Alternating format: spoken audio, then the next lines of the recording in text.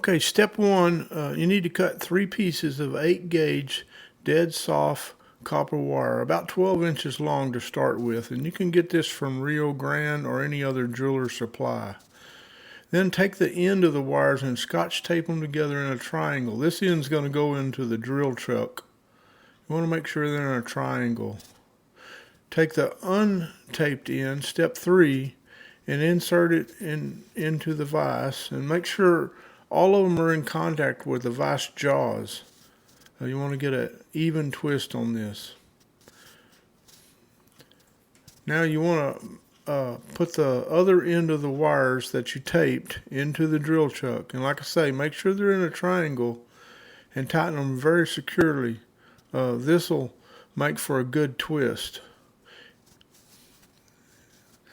Okay, step 5, you want to slowly run your drill and pay attention to the twist pattern. You want to make sure it stays uniform. Hopefully you have a variable speed drill so you can go slowly and watch that pattern. Your pattern ought to wind up looking sort of like this in step 6 and all uniform. Then you want to cut a little groove on one end of the wire, twisted wire.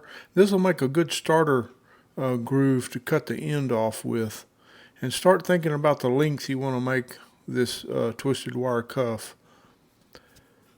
Okay, use a number 5 blade and use burlap lube on it or wax, and start cutting in that groove you made in step 7, and then go ahead and cut through it for step 8, and that will make for a smooth cut right through it.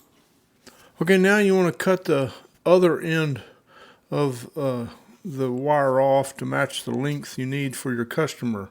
Men are going to be about 6.5 to 7.5. Ladies probably 5.5 to 6.5.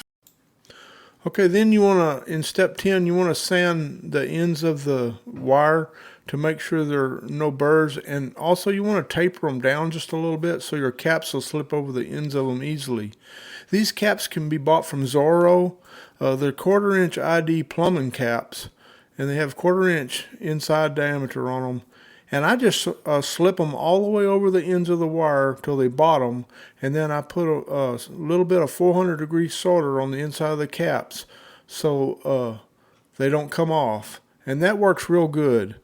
And then you want to take this cuff and put it over your mandrel and form it. Now usually you leave about 1 inch to 1.5 inch gap. These are very adjustable. Customer can bend them in and out as they want to. And that's the great thing about them. You're not going to hurt them by bending them back and forth a little bit. Okay, we're all done at that point. Hey, I would suggest dropping this in some finish coating or brushing them with some jewelry coating to keep them from tarnishing, because you know they are copper, and being up against your wrist, they can turn your wrist green. But if you put this clear coat on them, they last a long time that way.